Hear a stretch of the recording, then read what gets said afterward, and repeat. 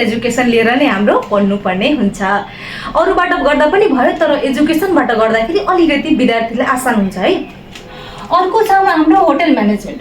अब कति मान्छेलाई नै मलाई अब साइन्स पनि चाहिँदैन, म्यानेजमेन्ट नि चाहिँदैन, एजुकेसन नि चाहिँदैन, अब मलाई होटल म्यानेजमेन्ट चाहियो। मलाई खानाहरू मिठो मिठो पकाउन मन लाग्छ, मिठो मिठो खाना पकाएर सर्भ गर्न मन लाग्छ। त कतातिर जाने होला? तपाईँहरूको लागि फेरि नयाँ नयाँ के रहेछ, नयाँ +2 होटल म्यानेजमेन्ट। र +2 होटल म्यानेजमेन्ट तपाईँले के पढ्न सक्नुहुन्छ, त्यहाँ तपाईँले कुकिङ सर्भिङ सबै यहाँ सिकाउने गर्छन्। तपाईँलाई यहाँ पढेर चाहिँ तपाईँ सेफ भन्न जान्नुहुन्छ है ठुलो। अब यसबाट पनि यसको पनि ब्याचलर रहेको छ। यहाँ जति पनि कोर्स छ सबैको ब्याचलर रहेको छ है त।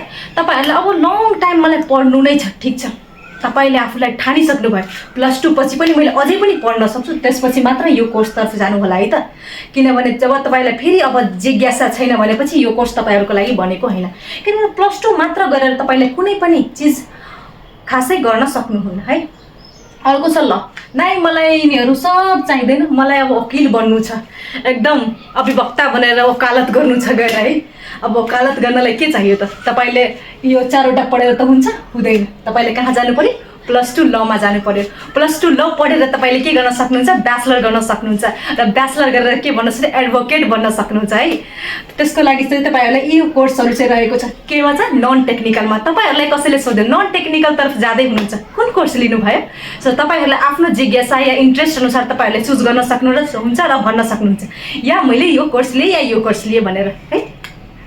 अब हामी टेक्निकल तर्फ लागौँ। अब टेक्निकल तर्फ भन्ने बित्तिकै के हुन्छ, एउटा सर्ट ड्युरेसन हुन्छ है त। अब मलाई धेरै पढ्न मन छैन, मलाई एकदम थोरै पढ्न मन छ, 2 साल 3 साल पढेर मलाई जागिरै खानु छ। त्यसो भए तपाईँको लागि यो कोर्सहरू डिजाइन भएको होइन, तपाईँहरूको लागि यो कोर्स डिजाइन भएको है। यसमा के छ, एभ्री टाइप अफ डिप्लोमामा चाहिँ मेडिकल या नन मेडिकलमा के रहेको छ। फर्स्ट मेडिकलमा हामीहरू, म त स्टाफ नर्सदेखि सुरु गर्छु है। के रहेछ? Staff nurse. अर्को रहेछ HA, अर्को रहेछ OA, अर्को रहेछ ल्याब है। अब यसमा रहेछ डेन्टल पनि हुन्छ है, 3 सालको। त्यसलाई CDS भनेर भन्छ भने ब्याचलरलाई के भन्छ? BDS भन्छ है।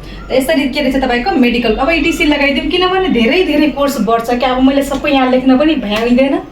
अब तपाईँले स्टाफ नर्सतिर लाग्नुभयो भने नर्सिङतिर तपाईँहरूलाई एकदम जान मन छ, पेसेन्टहरूको केयर गर्न राम्रो लाग्छ होइन, सेवा गर्न राम्रो लाग्छ भने कतातिर जान सक्नुहुन्छ? Staff nurse. Choose staff nurse है। अगर तपाईँहरूलाई पेसेन्टहरू